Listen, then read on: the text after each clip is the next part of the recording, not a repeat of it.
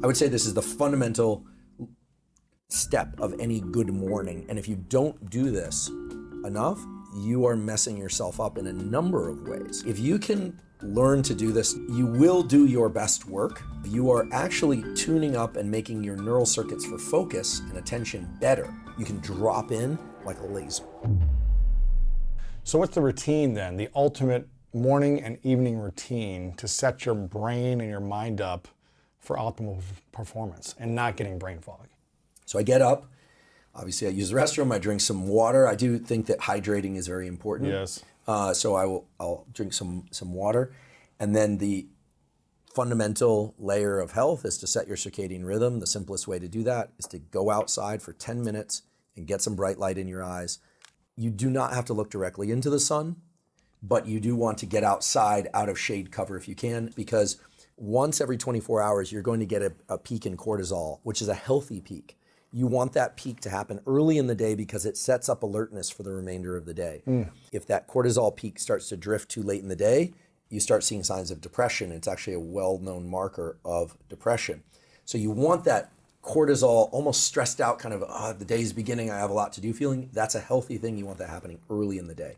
The sunlight will wake you up. And what's really cool is that over time, you'll start to notice the sunlight waking you up more and more. The system becomes tuned up. So get that morning light. It sets a number of things in motion, such as your melatonin rhythm to happen 16 hours later to help you fall asleep.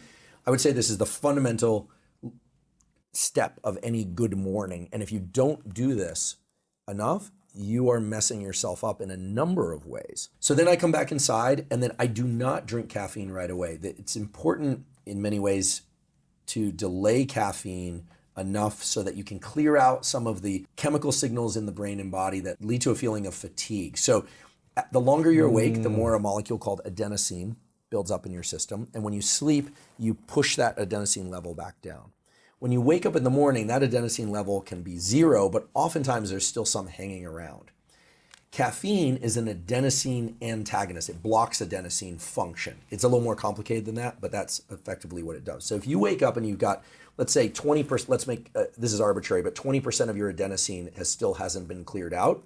That's sort of a drowsiness that you woke up with. Then you go and you drink your coffee and you crush that ability of adenosine to have that effect, but it hasn't gone away. So that when your coffee wears off mid-morning, now that adenosine is there and you feel like there's a mid-morning crash or an afternoon crash. So I delay my caffeine intake for about 90 and ideally 120 minutes after I wake up. So caffeine in the form of coffee is great, but you should probably drink 2 volumes of water for every 1 volume of coffee you drink in order to hydrate. And a lot of people feel jittery when they drink caffeine, or they feel lightheaded, or they suddenly get hungry. Oftentimes that's because they're sodium depleted. There's a lot of good science now to support the fact that if you're feeling lightheaded or you feel like you have quote unquote low blood sugar, oftentimes taking a little pinch of salt, putting in some water and drinking that, maybe with some lemon juice to adjust the taste, all of a sudden your shaking stabilizes, you feel more alert. Why? Because salt and water have an interesting relationship. It increases blood volume, and oftentimes then you're getting more blood flow to the brain simply by increasing your sodium intake. Okay, and Water, then salt. Everybody should be getting 120 to 150, and maybe even 150 to 180 minutes of so-called zone 2 cardio a week. This is the kind of cardiovascular exercise where you're doing work, you could have a conversation, but you're kind of at the threshold where it's not super easy to have a conversation. But we're not talking sprints. There's just a myriad of effects on heart health, vascular health all over the body, gut microbiome, musculoskeletal stability, mental health, all these kinds of things. So I have a routine where I either weight train for an hour in the morning, or I do a portion of that weekly cardio. And I just alternate, weight train one day, cardio the next, weight train, and then 1 day a week I don't do anything. I don't do any exercise. Then I would shower and do my 90-minute work bout, but sometimes I do the 90-minute work bout first. And that's generally when I'm starting to drink the caffeine. And so this 90-minute work bout is a kind of combined meditation, but also functional work for me. So for me, that could be writing, it could be planning a podcast, it could be reading. It's something that's kind of hard And the thing to understand about this 90-minute work bout is that you should expect some friction early on. It's not like you just flip a switch and you're in. That it takes some time to get into this focused mode, and throughout that time, your brain will flicker in and out. But if you can learn to do this 90-minute bout, you will do your best work. And what's really wonderful is it's not just about the work that you perform in that bout. What ends up happening is really special. This sort of combined meditation work bout, as I'm calling it, has this effect of you are actually tuning up and making your neural circuits for focus and attention better. You can drop in like a laser. And so that's a holy part of my morning, as holy as the sunlight viewing. Wow. And it's something that's very hard to build in, but I actually schedule it just like I would a Zoom call. But that 90-minute work bout, if I can do all those things and then get that 90-minute work bout and then eat my lunch, I feel like the system is set to make the rest of the day even better. Because we often hear about the perfect morning routine, but we're not thinking about how that routine influences the rest of the day's routine. Yes.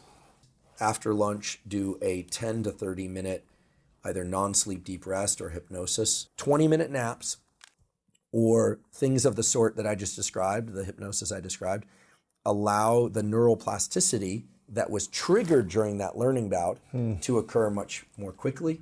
And so people learn faster. Interesting. Yeah. And for some people, a nap isn't a feasible thing. Some people say, are naps good or bad? If your nap interferes with your nighttime sleep, it's bad. If your nap does not, then it's okay. And naps that are shorter than 90 minutes, so anywhere from 10, 20, 30, 45, but certainly not longer than 90 minutes, are going to be better than naps that are longer than 90 minutes for reasons related to sleep. So that kind of ends the morning. And then the rest of the day just depends on what's happening. Sure. And I think it's too varied to describe. But I do suggest that people try and get a little bit of sunlight as the sun is setting in the evening or late afternoon, depending on time of year and where you live. Same practice, because now you're sending two signals to that master circadian clock of when there's morning and when there's evening. And that clock has what we call a morning and an evening oscillator. So that if you can give more signals, then the system becomes more robust. It also ensures you a little bit against some of the exposure to nighttime bright light for reasons related to retinal sensitivity. So go outside for 10 or 15 minutes. Fine if you need to check your text messages, do it out front of your building or your home. That's going to be very good. That's cool. Yeah. Okay. That's the ultimate morning routine for you. That's the ultimate morning routine for me.